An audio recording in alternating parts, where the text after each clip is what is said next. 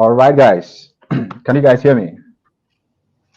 Yeah, sure. I can. Can you hear me? Yeah, I can hear Yes, we you. can hear you loud and clear. Great to see you guys, man. Great to see you guys. How you guys doing? Yeah, you too. Hey, well, I'm doing okay. Great How to are see you? you, Leo. It's been a I minute. see. Yeah, it's been Yeah, a we minute, need to bro. connect. Yeah. Yeah, I see Elliot in his office just chilling and cruising right there. Uh, You got some cool space, bro. You got some cool space. You guys have some wonderful things to tell us, and today we have a great number of people who are out there, ready to hear you share some wonderful things with them. And we are ready for you guys. We know you have a lot to tell us. We don't have a lot of time, so we're just gonna delve right in, and then start digging out nuggets from you guys. All right. So for those of you who do not know, David and Elliot are good friends of mine, and then they are wild tech guys. And by the time we are done with this session, you're going to realize why I say that. Dave is a senior software engineer, and he has built some wonderful apps. He's a builder of Onyocha. He has a master's in computer science, and Elliot is a mastermind behind an international um, systems administration platform, and he also holds a PhD. They are going to do the introductions themselves, so I don't have to, say that. When I bring them on board, they are going to introduce themselves. So let's start with Dave. Just tell us who you are, what you do, and let's go. Tell us what you are. All right. So, I'm David Cote. I live in Tema in Ghana. If you're in Tema on this show, you can come to my house and listen to me whilst I stream this thing. Um, so I'm a software engineer. I started out being a self-taught engineer. Even though, yes, you mentioned that I have a computer science degree. That was just I just did that this year. So I started out way before I went for the degree, and so I came from an agricultural engineer background. That's what I studied in my undergraduate course in university. And after that, I completed. I decided to pursue a career in tech, and I started because mainly not for money or for to get a job, but because I wanted to build out my own projects, which I had ideas about, and I previously had just some basic knowledge of HTML, which when I was a kid I was playing with, but I had no real world knowledge of how to build anything, and so I was depending on you know outside developers. And what really triggered me, Elliot and I were on a project. Elliot was he has been building stuff with Python for probably over 15 years, but he was telling me to just learn the skill and do it, because anybody I asked, the price was outrageous, and I was like, how can I build this project if I don't have money to pay a developer and it costs this much? So that's the that's why I went into tech. That's where the idea to start developing, learning the skill and developing projects came from. And since then, it's been a very, very interesting journey. So that's just a little bit background information about me. And interestingly, the reason why I also got into tech was because of Elliot. I used to build this websites for some New York clients with Wix, Squarespace, and then Shopify and these website builders. And then one time I was working on one project and Elliot comes around. He's like, "You know the code behind what you're doing?" I'm like, "What do you mean code behind what I'm doing?" I just carry the interface, paste, copy, paste, and I have a website. I was like, "No, bro, get into the background, learn what is happening behind, and you can do much more than just dragging interfaces everywhere." I was like, "Okay, let me give it a try."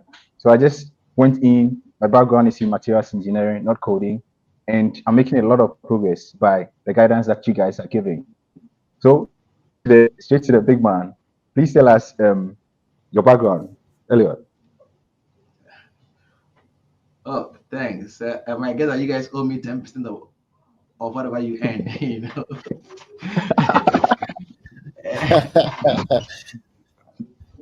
Anyways, yeah. So for the purpose of this talk, okay, so it's about breaking into tech. So let me tell you my background. My background is a very interesting one. So I'm a chemist. Um, Interesting. yes, I'm a trained chemist, and that's I'm Wow. still a chemist anyway.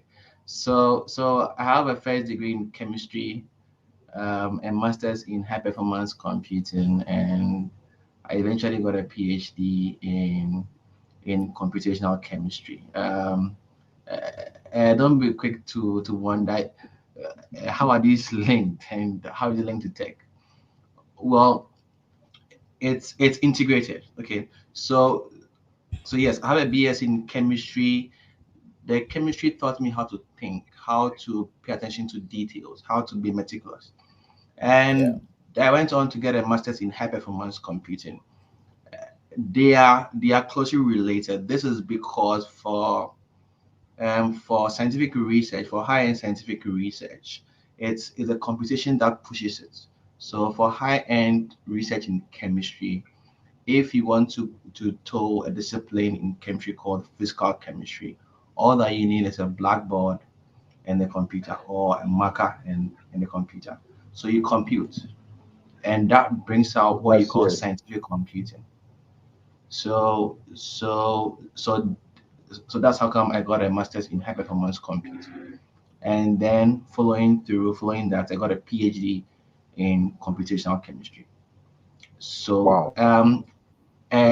for context, to shed some light on it, so computational chemistry has to do with chemistry where you compute. So you model, okay, you model and predict instead of going to do what we call wet bench chemistry or experimental chemistry. Okay, so for people who do experimental chemistry or experimental physics or experimental biology, um, yeah, that's if any of you have such a background. You go to the lab, you piece some chemicals together, some biological systems together to test whatever you want to test. But for the computational aspect of it, you don't go to the wet bench lab. You, the board and a computer automate whatever theoretical concept that you would um, be delving into on the board. Okay. Yeah. So that's with my background. My background is not computer science. My That's background really is engineering. My background is chemistry, and all I'm still a right. chemist.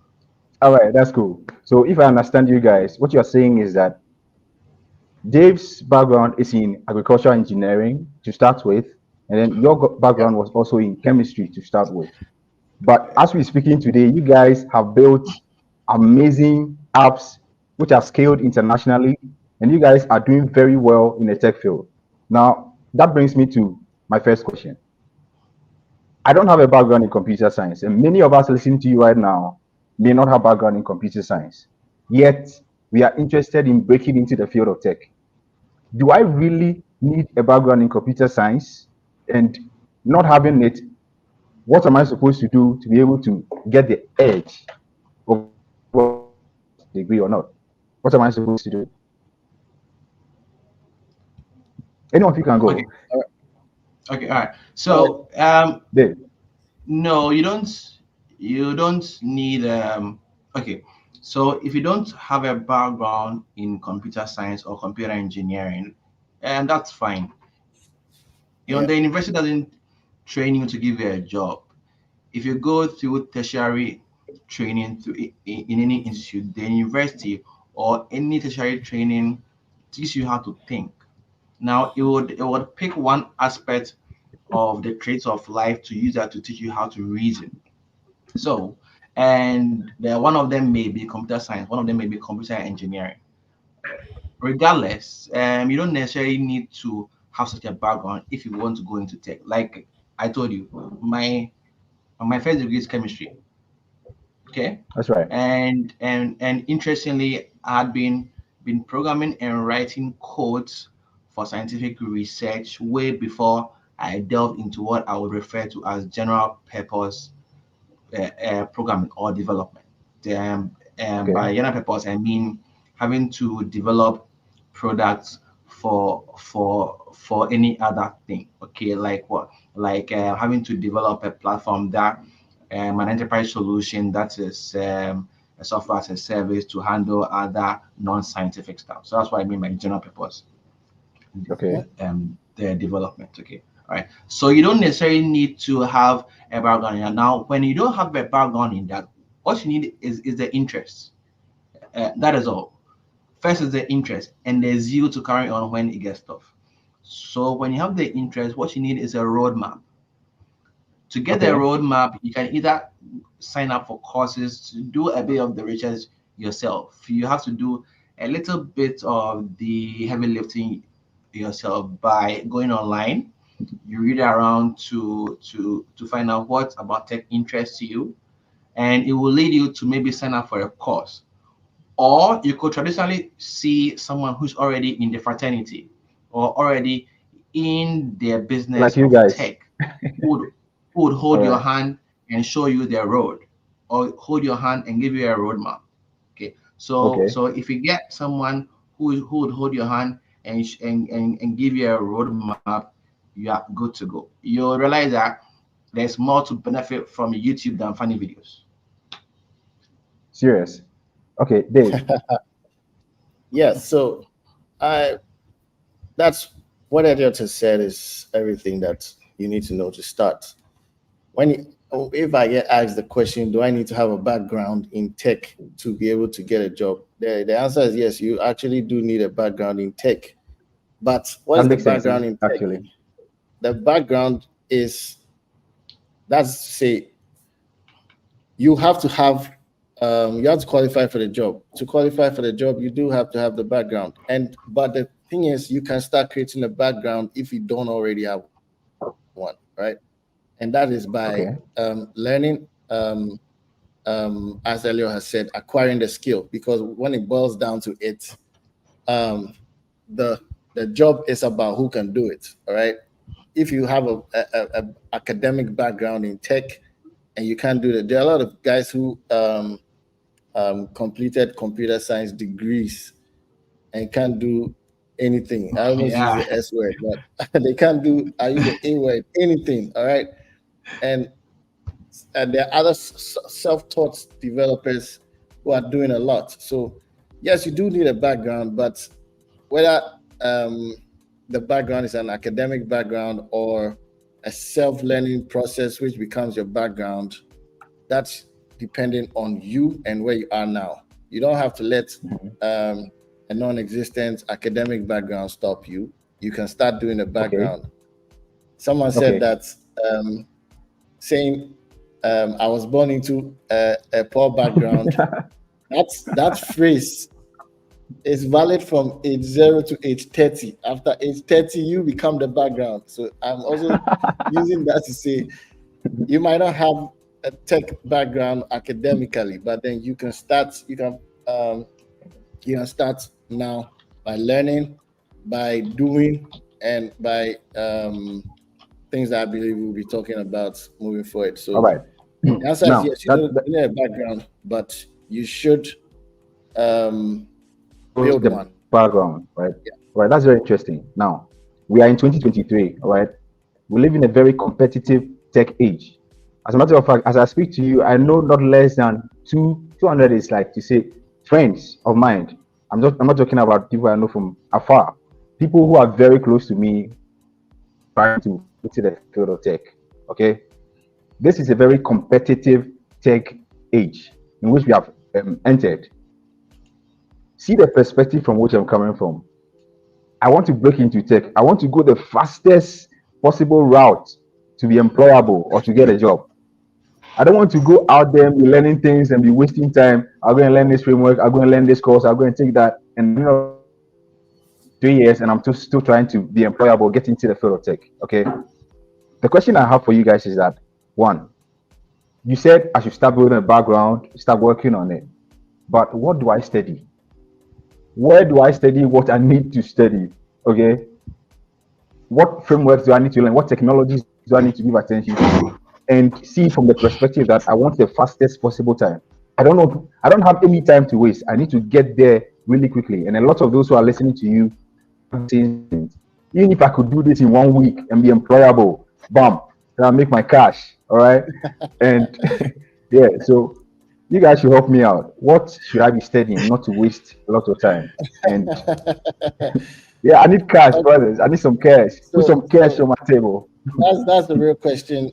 I believe that people really have that kind of question on their minds because I mean, you need money and we need it immediately, right? But I need it now, brother. if you urgently need a tech job at this level when you have no skill, then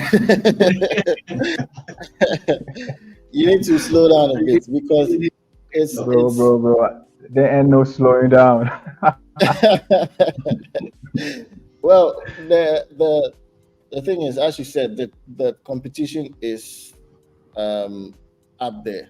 If you look at it, Yeah. for any tech job, just pick a random tech job on LinkedIn. You see about 1,000 people have applied to it already before you send your application. And this is like a job that was posted Wow. like 2 hours ago.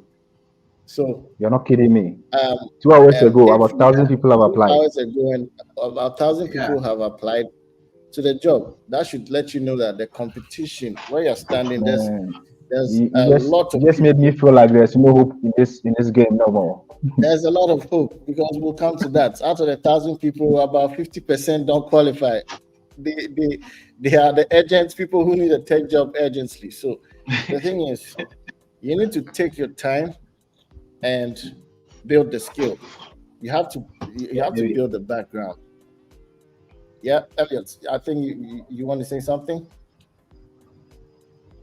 Okay, I was going to I highlight think on what you were saying that you need to yeah, take your time you to need to build a take portfolio for yourself. Okay. exactly. Let me chip in Yeah, this. yeah. So in building a portfolio for yourself, it's actually easy and it's simple. Okay, Okay. okay, You only need to understand the learning curve and the training curve. One, in fact, it it's easy to build a portfolio for yourself and it's very simple to get your first paying gig. Let me show you how. wait, say So that again. You said is what? I'm saying that It's very easy to get your it, first paying gig. it Like that, it's easy, it's easy to build a portfolio for yourself and it's simple to get your first paying gig. Let me that's show all I you need how. to hear. I think we can close now. Yeah. We're good to go. Oh no, let me show you road. Show me So road, brother. yeah, so when you have a roadmap, either by taking up a course, a well-informed course, not just any course, because there are 1,001 courses out there. That's why I said that you need to put in a bit of the resource to do a bit of research to know that, oh, okay, so this is what I want to do. This course is good for me. That course is good for me. Do you get it? Now, or you see someone who is already in the space who would hold your hand and guide you and give you the basics. That's right. Now, um, when you have a working roadmap, um, as you learn, as you train, as you study, and you go according to the roadmap, you begin to get ideas as to how you can apply what you have learned to solve a problem around you. For example, if you want to learn how to write general purpose software, a web application, you get it from scratch. Let's say so what we would say if you want to do a full stack. Okay, you have a Okay, front end okay. working and back We'll end come to that. to interface with it, full cycle, and you start learning HTML, CSS, JavaScript, and all. You see, by the time you are done with even CSS, you have an idea of, oh, I can piece these together to build a website. You get it? So Okay. around you, see, you would always find a problem around you. Let's say a um, social space that you belong to. It could be a club, it could be a school, it could be anywhere. You can voluntarily build a site for them for free. You don't So I'm deciding that okay, need I'm learning a course. I've learned HTML, CSS. I'm gonna put that skill uh, together work for maybe yes, by the the time church you are I'm in or transitioning the from group or the society I'm in for free. yes, the church, your your alma mater. I mean, the family business. Perhaps your Even mom, if you are in a Okay. court, you can your build mom an has a app for the bakery. court. Yeah, yes, yeah. Your mom has a bakery. Your uncle has a sales business, whatever he sells, spare parts. He sells um, eh, even a grocery store. Do you get it? So by the time you are transitioning from from from somewhere having to be done with CSS, you are going into JavaScript. I mean, much more complicated stuff. You know enough to put something useful together. Do you get it? So you begin Okay. to have the idea. That, oh, okay. So now that I know how to piece a website, a simple website together, then I should be able to piece a website that I can use to advertise my uncle's business for him. Okay. You do it. When you do it, it gives you the experience. It gives you a reference portfolio that you have that you can say that, oh, hey, I did this. Do you get it? So I So shouldn't finish taking the course while learning. I'm no, already no, no. building a project. That's what you're saying. Yes, yeah. Yes, one, and but you need to do it constructively. I mean, you need to finish the milestone before you jump into how to use what you have learned in the milestone. So you can't start Makes sense. piecing, do and start piecing things. So that will be you jumping the gun. Do you get it? So you need to complete the Yeah. milestone. Usually, so most of these courses they will give you small projects to do, small tasks to do. So when you are done with the task, you are confident about it. Then you also apply what you want to do on the side. You know, apply what you have learned in that skills that you went through, that training that you went through, to to your own project on the side. By the time you are done with it, you would have used a skill that you trained on, you learned into something very fruitful outside of the learning curve. You get it? And on the side, see if you are doing if you're doing something like this for an entity, you need not even tell them.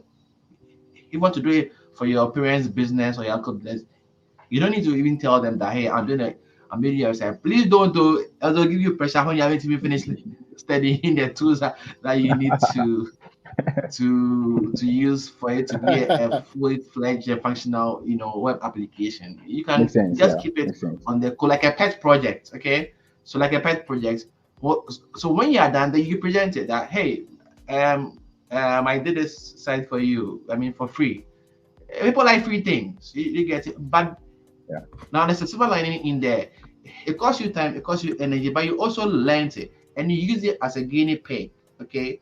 So Yeah. now if it's out there, it becomes your reference product that it begin to give you a referral. When someone comes to, hey, who did your site for you, your application for you, you'll be the go-to person. You get it?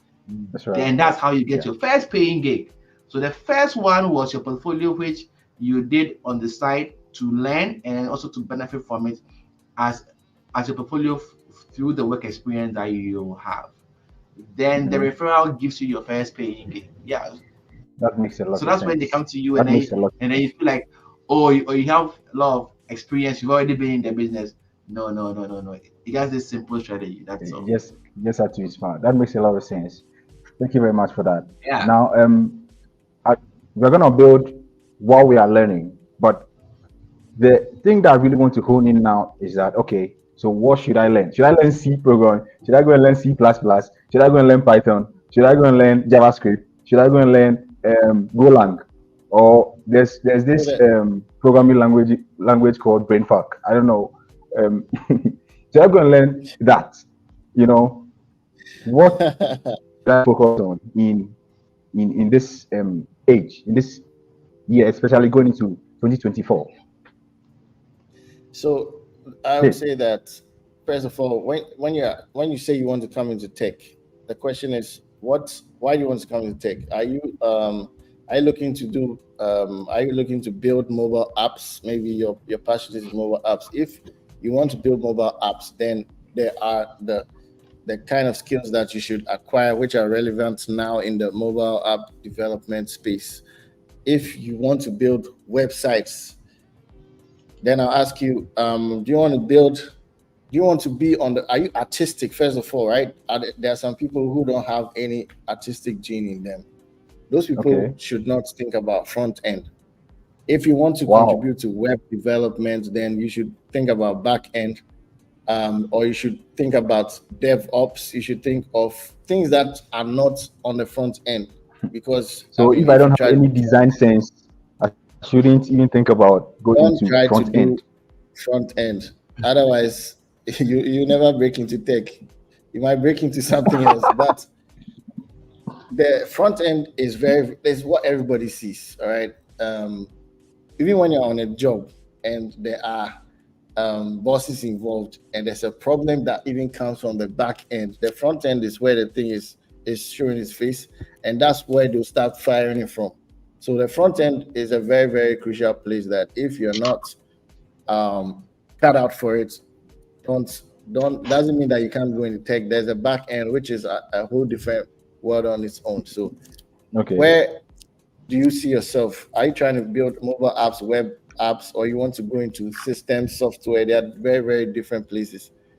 But then the quickest and some of the ones that have the highest posted jobs are the front end, the back end, and the mobile apps. The other parts of tech which have jobs, but if you're looking for the place that the parts of software which have the highest jobs, then it will be the front end. And in front end, there are some frameworks that are dead that you shouldn't waste your time with, like jQuery.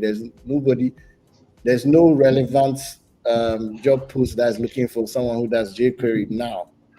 The people who Wait, develop are you jQuery seriously are, telling me that the 1 month I spent learning jQuery, I wasted my time? you haven't wasted your time. You've already learned it. Now you know there's something called jQuery. It's like you're learning Okay. how to make cars, and you are now fixated on how to build the cars that existed in the 60s. You're wasting your time, but at least you still gain something there because technology has moved away from that. So in the That front makes end, sense. things like React, Angular, and Vue.js have the highest number of jobs posted. So if you want to, um, focus energy there, then because of a job, So you then mentioned I'd three say those things. three One, frameworks. Yep, React, Angular, yep, right? yep, React and and Angular. You should Vue.js. focus energy there. Yeah. And Vue.js. Okay. All Yeah. right. And the simplest one to learn among those three, that's to say, because you've already learned, if you have learned HTML, CSS, JavaScript, then the simplest one is Vue.js. If you haven't learned Okay. HTML, CSS, JavaScript, you have to learn it. As for that one, those three are required on the front end. So you have to learn HTML, CSS, JavaScript, and then the simplest framework to use on the front end is Vue.js. But Okay. the most popular one is React.js, and React is the next when it comes to easier to learn is the next after Vue, and then Angular will be the one that would kind of confuse you a bit before you catch on. The learning curve is a much steeper curve. So um, on the front end, these three you are good. You can have just one of them Wonderful. or two of them or all three, but focus on one of them. On the back end, that's where like it goes crazy, and I think that Elliot will be the best person to talk about that. Okay, Before yeah. Elliot even So says anything, can I say that I want to break into tech and my focus is to break in with the back end? Like I want to become a Yeah, junior backend engineer. Is it possible? yeah, yeah, yeah. yeah. You So can Because start the out reason as why I'm asking that is that I watched some videos on YouTube and they're like, the backend is dealing with security issues. No company is just going to allow you to manage your database as a junior, you know. So it's like in my mind, go front end and then later go into the back end. But can no, I but even if decide you that go okay, front end, you can be on the front end and have no idea of how the back end works. And when the day you decide to go back end, you're still having to go as a junior back end. So you always makes have sense? to Yeah, be junior from a point. Yeah. yeah, I got it. yeah, for back end, in fact, I find the back end um easy to transition to use that to transition into tech than even front end. This is why. Um, uh, if you don't come from a computer science background, computer science, computer engineering, and some of the engineering backgrounds that requires you to even am quite close to computer engineering, let's say electrical engineering and all, you you may take some courses or some tutoring along the lines of programming. For example, if you do physics or math or chemistry, based on where I think that pretty much every institution that is offering such programs, you may end up having to take some courses that has to do with a little bit of scientific computing. Do you get it? You would Yeah. you would do some programming. Some of it will be C, you know. So if you are familiar with C, okay, you are good to go for backend because the discipline Wow. and the skill set that you require to be able to put out a good product or a well-written scientific code in C is what you need to manage a backend, because the backend, you are the foundation of the house. The front end is the paint and the flowers and the thing that they put on of the house for the look of it. That's how come David said, if you're not artistic, please don't go there. Back end requires you to solidify the foundations. Well, that's how come you were also saying that some companies or institutes would not allow you to just jump into their database if you don't have the experience. Yeah, but you still have to Yeah. start from somewhere. Do you get it? So Get it. so you may have that natural progression, and flair if you have a bit of skills in programming in a typical compile language like C. Nowadays, if you even know Python, you are fine. And Python as a scripting language, you are fine. You can use that to transition into tech from the back end, and then you navigate your way from there. You get it.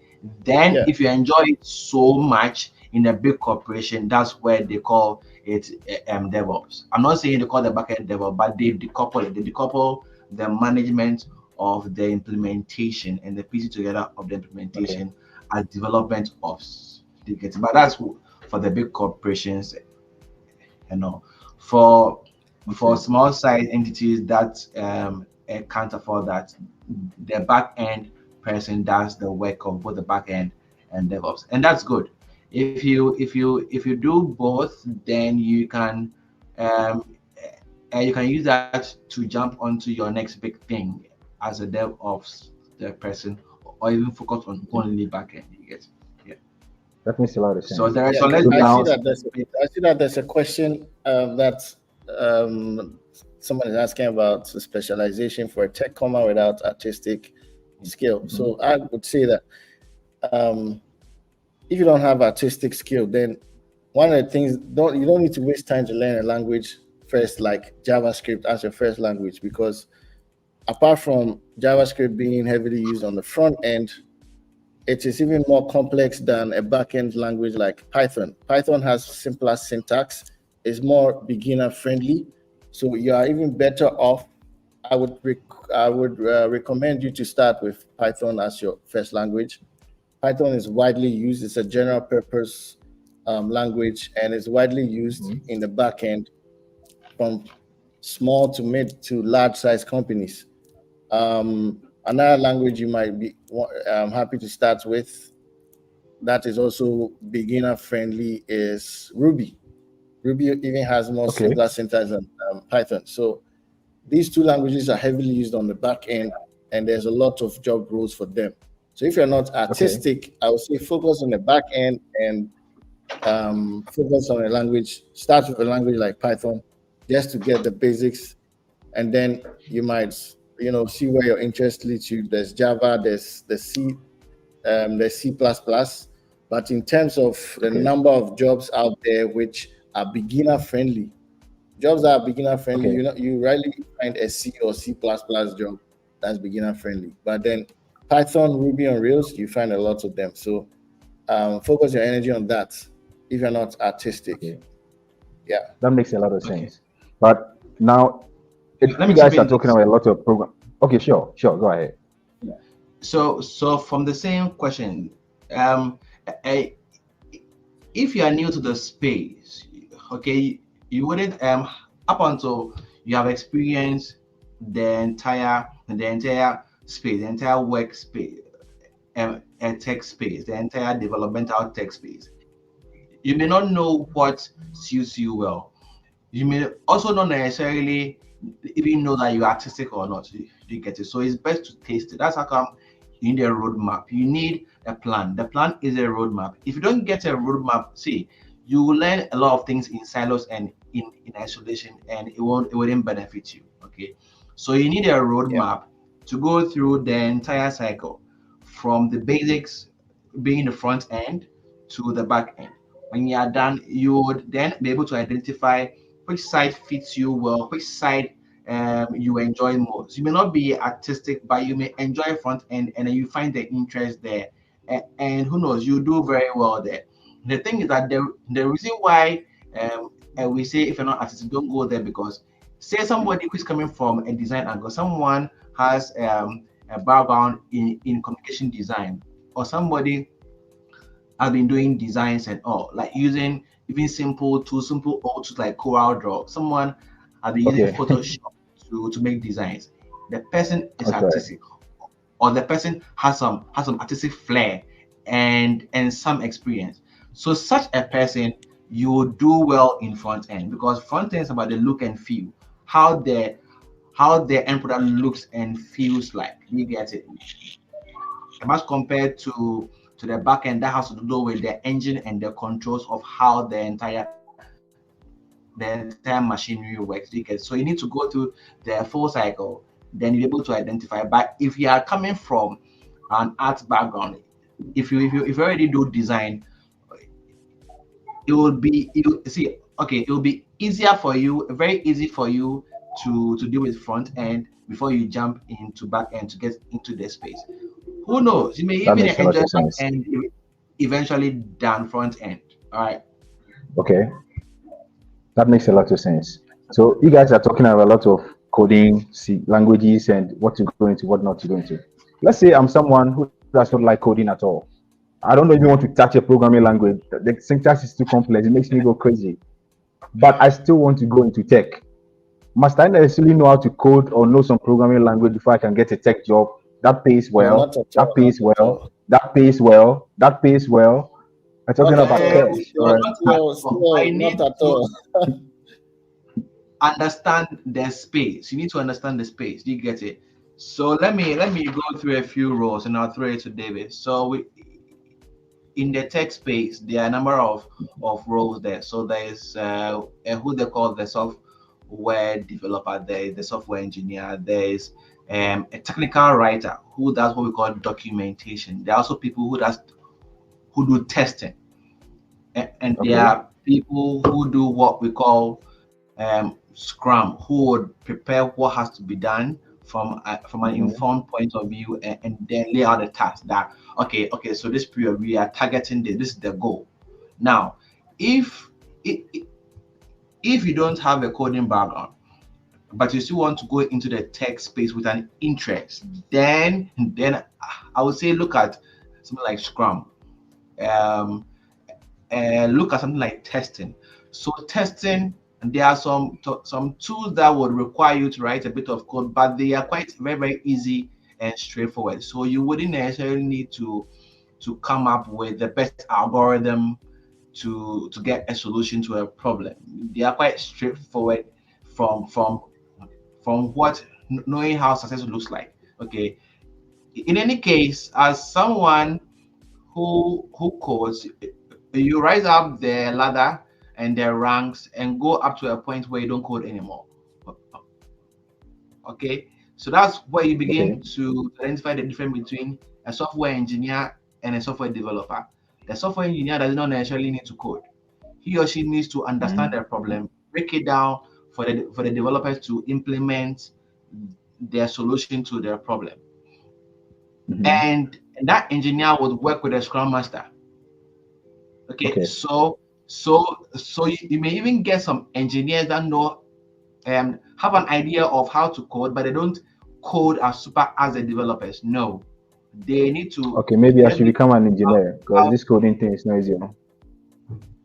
oh no, oh, oh no, that is an advantage. But then When you know how to code, then you become the top engineer that everyone wants because you understand what's going on in there. So that way you can also speak and manage your engineers well. That hey, probably maybe an engineer is having a problem with some concepts. It's challenging. Because of your experience and your knowledge, you can easily help out to shorten the time to solution. And you get it. But then Yeah, got if it. you want to be in the tech space, but you don't want to deal with codes, then you can look at technical writing. You can look at Scrum, and Technical man, people writing, make right? a lot of money from tech writing. David can speak more about Yeah. that. So if you're good, you have you're good in the primary language of your country, could be English, French, Spanish, whatever, and software programming is not your strong suit, or you have it gives you headache. You can look at consider a career in technical writing. Then you should also it also comes with a skill. You have to learn writing and how to write well, because technical writing is another very lucrative field, and it pays well, Leo. It pays really well. How There are much are we people looking at? in Ghana. You know I'm a There are good people writer, in right? Ghana. Yeah, there are people in Ghana who are making from technical writing, making at least $3,000 dollars a month. If you You translate mean that you to mean these guys those these things, guys are just writing. They don't code. yeah, They they are just they right. No, they don't even know how to code. They just have an understanding of how code works, how some they can just brush up on a certain concept and then write on it. They can write documentation for software, so they get all the information they need from the developers of the software, and then they write it down. So those and they are people making as are much very as three carried thousand away. dollars a month. Important. Yes, Wow. $3,000 a month, remotely. So um, you can look at that, build a portfolio, but then you have to understand that you still need to put in the work required. You can't run away from. You still need to build a background, all right? And That's right. there's also apart from technical writing, there's also non-coding. There's a non-coding career in tech. You can, if you are artistic, then you can go into UI UX. That's to say you're designing the interface for the front end guys. So the front end developer is not the one who when you see a website or a web app, it's not the developer who designed Who it. designed? There were Okay. some designers who worked on that interface that you're seeing. So that's also a career that you can look at. So So I can even be That's um, a like a good graphic David. designer, So right? there's a question there. Sorry, that's a yeah, good but point, then David. But there's there's a a question difference there between. that Yeah. Let there's Elliot go also ahead. Yeah, You were saying so something. Elliot, I've seen a there question that about okay, good. Yeah. speaking of The being UI artistic as a the front UI end UX. dev, where does Yeah. UI UX come in? So UI UX is different from front end, right? They design and Okay. give it, they pass it to the developer, the front end guy to build, right? And the front end guy who is artistic will appreciate the design and be able to implement it to the pixel, all right? But if you're not artistic and the UI guy brings it, you would find that your design kind of looks to you. You might not even know the difference between two colors, but to the designer, you say they're all red, but he's gonna tell you this is burgundy, this is that, and you've messed up my whole design. So the artistic guy would deliver pixel perfect front end, and the back end front end guy whose destiny is in back end and has misplaced himself into front end would design something and it looks like he has just plastered some signboards together that looks like the That makes UI that sense. was given. So the UI designer is also a really, really lucrative role, but you should know that there's a lot of competition out there also for the UI role. There's a very, very, very high demand in that, and there are a lot of guys doing it. So you need to stand out, and to stand out in something like UI UX, it's good to have a graphic design background, learn basic graphic design. The fact that you're a graphic designer does not mean you can design UI. You have to also understand web apps and how they work, and build a portfolio.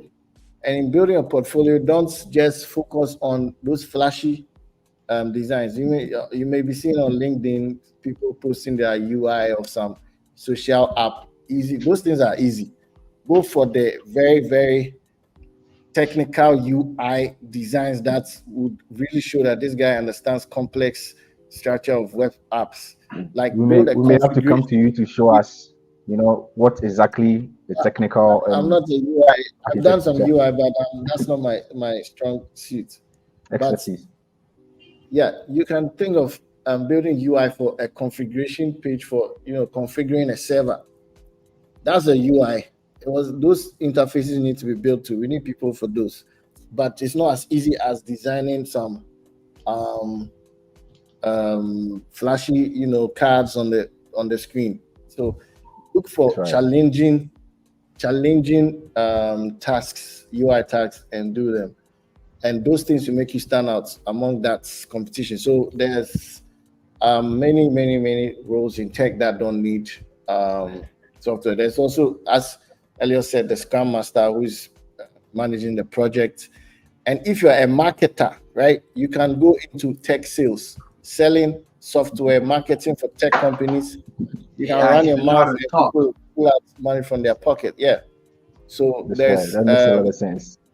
exactly. So those guys are they're all, and everybody is important. You can't build software and expect people to find it if you don't have someone marketing the software. And the way you market software is different from how you market this thing. I don't bitters or something. They are two different things. So software marketing also requires some technical skills. Okay. Um, Okay. so yeah, That makes a lot. So that means that there's a lot. there are a lot of roles that you can actually Yeah, go into in the field of tech without necessarily knowing how to write a programming language. But yeah. that also brings me to another question: the application process. I have to stand out because there's a lot of competition out there. What are some skills or nuggets or secrets that you guys can tell us that will help us to stand out, especially in the application process? We are sending applications out there. What do we need to do to be able to stand out? Well, let me go first. First of all, after you have built your background, now you have to build your CV, right? Your CV has to reflect. You don't have a chance to talk to the people and say, "Can I talk to you? Can I give me a minute?" No, the first point of contact is your CV.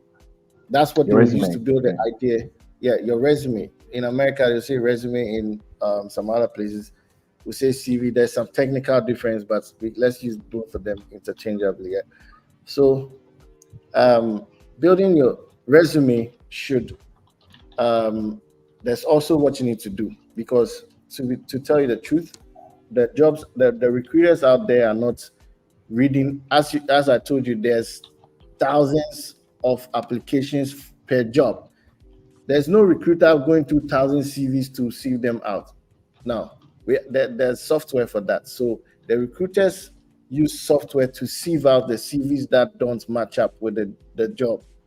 And if your CV is not good, then you will not even make it beyond that point. The software will Meaning just that you won't even get to the human who will now even for consider someone you to for the even job. look at your Yes. CV, a human Wow. being to now see your CV, you not get to that point because your CV was wrong. And You first how have would to your go CV past the software. Wow. exactly? Yes. So the software might sieve out 1,000 applications and be left with 150 of them. And now among the 150, a recruiter can skim through, and that's another phase. They just skim through to see which ones have more experience and which ones are not well experienced and which ones they should shortlist. So there's various stages before they come to about 10 or 15 selected CVs that they want to start interviewing. So out of 1,000, how do you stand out beyond that computerized system? Then your CV has to be focused for that job role. If Okay. you are applying for a mobile app developer and your CV is uh, DevOps, backend, front end, web, 30 years front-end web developer in JavaScript, jQuery, CSS, and you're applying for a flatter job. Someone whose CV is just 2.5 years experience in Flutter is better than your CV. And now imagine another person whose CV has customer care representative, flight attendant, and then 3 years, 3 months mobile app development. Applying for that same mobile app job, then you should know that that flight attendant is better off on the plane. So the CV that you are presenting should be focused. It should be 100% relevant for the role. No side, nothing that does not relate. If that's where most of your experience is, maybe you did 5 years in a bank as a nurse or a bank, and then 1 year as a mobile app developer. Remove that bank. Don't even let it show on your CV, because as soon as you show, are you serious? you are disqualifying yourself. Yes. So highlight on that 1 year and highlight on projects that you've built as in your personal portfolio, and those are the things that make your CV relevant. So in this, let me ask you.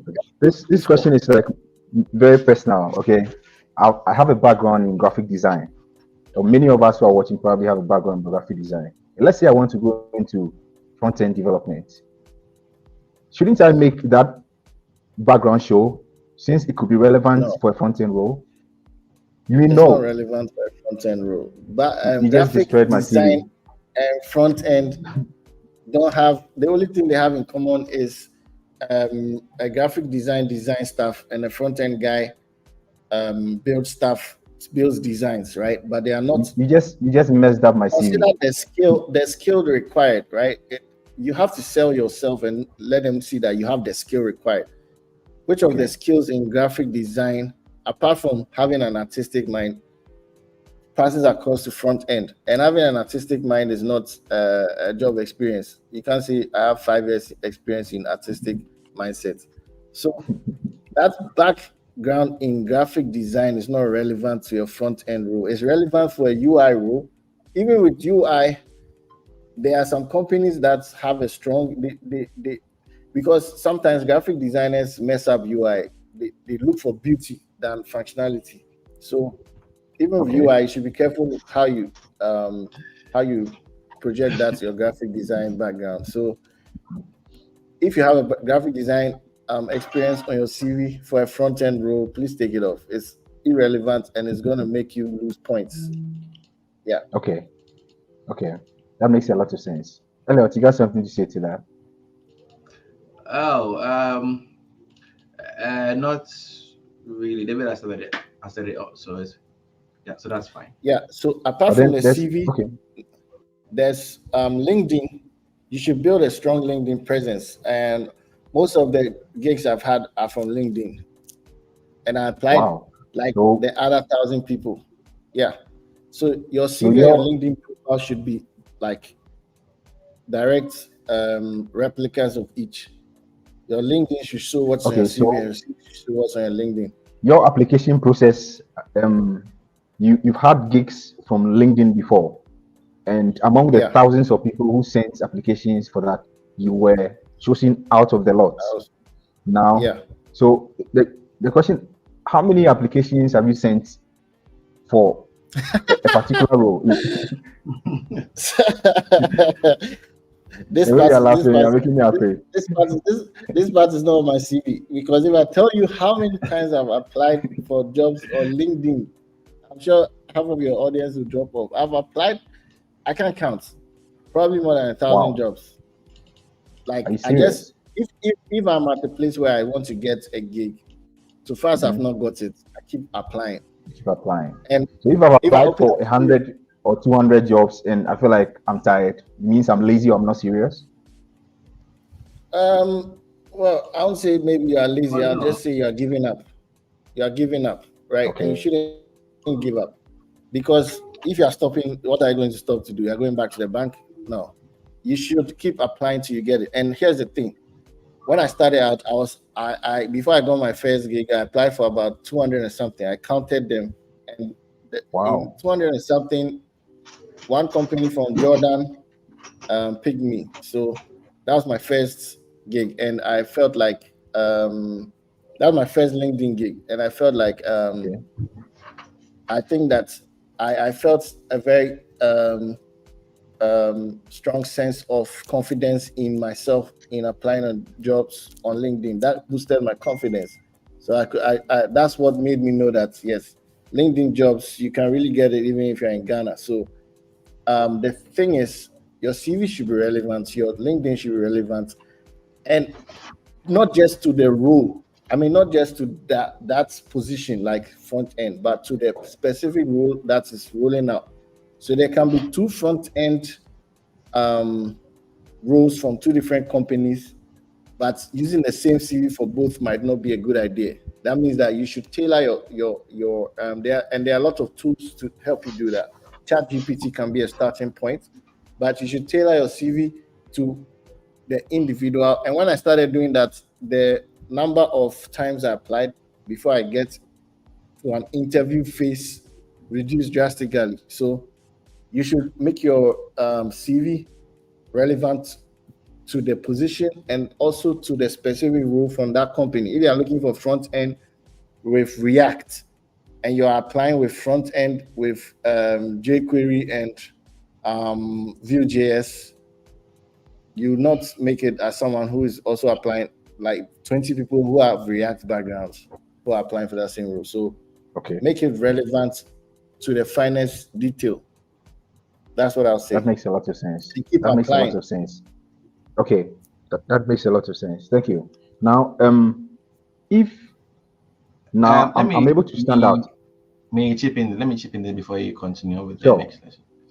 So you see, so what David was elaborating on was an experience that he has gathered over a period. Do you get it? So if he's to apply for a job he's interested in now, he knows what to do. He has a skill set that he needs to to get an interview. He wouldn't have to cycle through the hundreds of applications to get into an interview for what he'll be targeting because and it's something that he has learned over the years. I'm saying that you start from somewhere.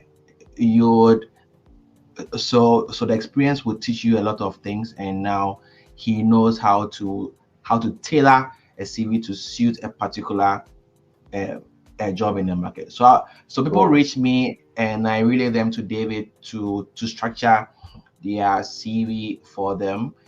So just so that your audience can hear. So David can structure your CV for you, help you to put what should be there, to remove what shouldn't be there, and then hopefully you would increase your chance of getting an interview by about 30%. wow, wow, Yeah. that's wonderful. Now, let's talk about something which is of great interest to me. How much am I looking to earn? Okay, if I get my first gig, especially here in The Ghana. million Okay, dollar this question. matter. You guys should be careful because this matter is on my heart. Seriously, you guys for DG sake of. Yeah, I dey It set depends on cash. your You see, taste. if I get my first gig, still if I get my first gig right there, how much the company go pay me as someone who like it be my first gig, I never work for anyone. Of course, sometimes I do some projects or something, but right there, I get the gig, then take me and thing. How much you see that they will give me as my first salary? What's my Yeah, so expectation? let me chip in here before David comes in. So it depends on your taste. If you want dollar, you get Oh, dollar.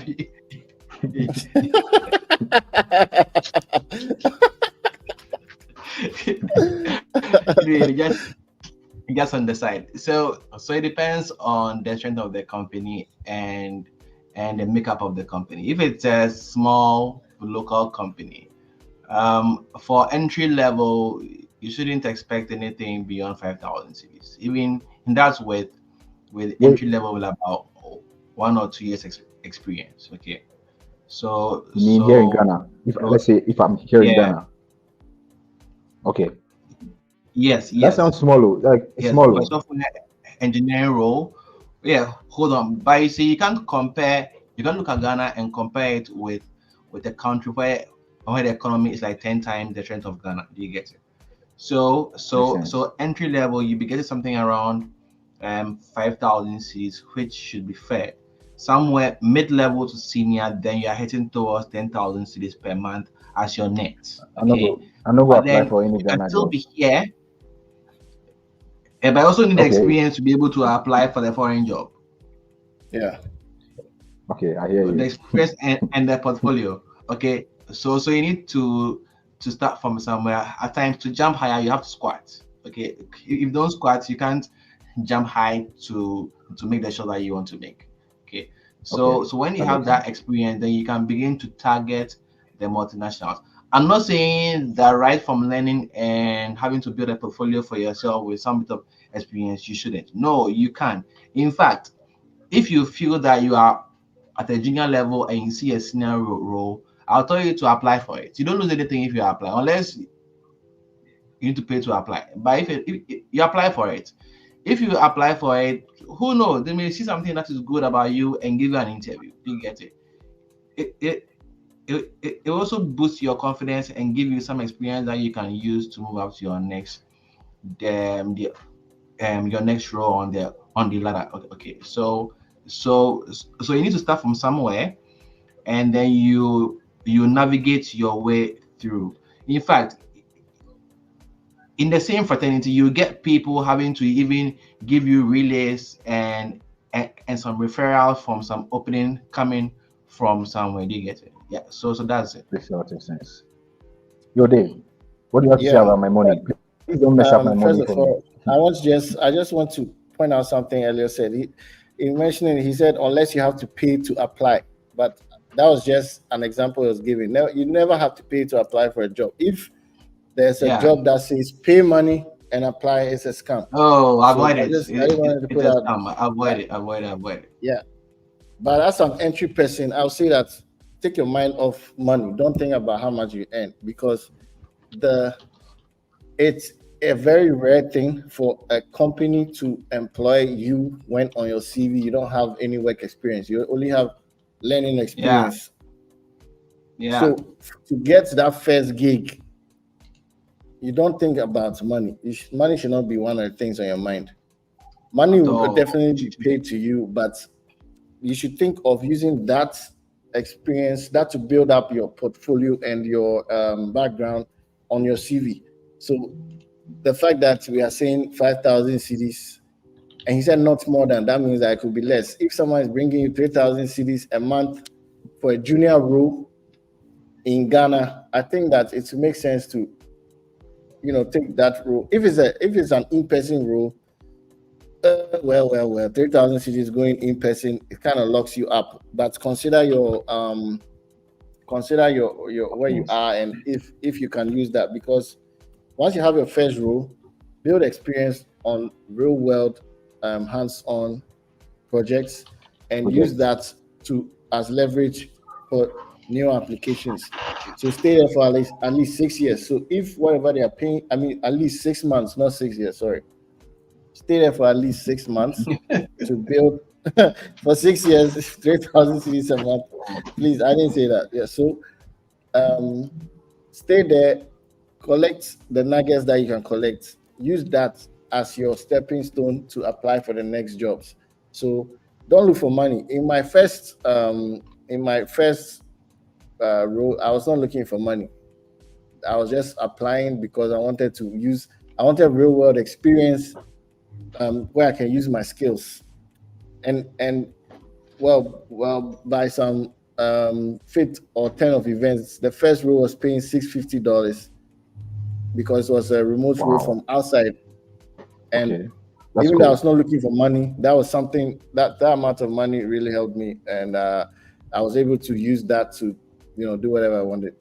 But thinking about money will make you will make you lose out on great opportunities. Yeah. And this, I know someone who I feel could have targeted less paying jobs for his first role than the jobs that he was applying to, and because of that, it took him a very very long time to land at, and the job that he landed was actually when he started looking for less paying jobs than the Less paying ones he roles. was targeting.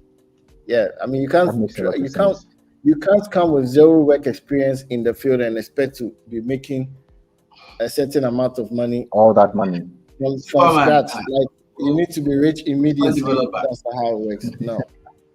You know, that's the mindset that we have. That as for development, the moment you start learning, you go in and boom, the cash starts flowing like crazy cash. Because you hear on YouTube and TikTok, how much are you paid as a developer? $200,000. How much are you paid as a developer? $100,000 a year. People are mentioning Yeah, you should crazy look amounts at of their money. CV. Look at their CV. Second of all, don't just look at their CV. Look at their environment.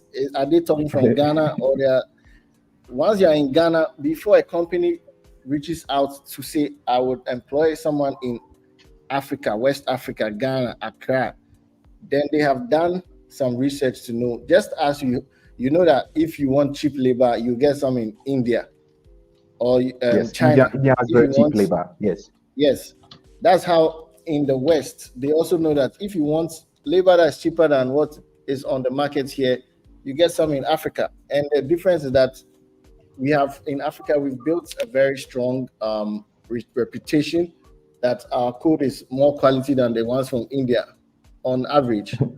So they will look at African developers, right? But they are coming with the mindset that if the job in the US market is a $200,000 a year rule, that doesn't mean that's what they are coming to use. That's the budget for. The reason why they are coming is because they don't even want to pay that $200,000 to that someone there. much. They want a cheaper option. So Yeah. they are coming with a certain working budget in the African economy. So your pay is according to where you find yourself. You can't expect Wow. what an American is earning in America. Even if the American was living in Africa, his pay will be different from even in America. The pay in the States are different. Are different. So Okay. yeah, so Maybe you can someone in expect New to earn York, someone in California, someone in in New York, Virginia. someone in Texas on different pay skills. So and now you are in Ghana. So there's a difference. You don't otherwise you would miss out on something that could have been a very good opportunity because you felt like the money was not up to what's Was not up to what your the standard. pay in America that you did your research is no. All right, guys, thank you very much. As we are wrapping up,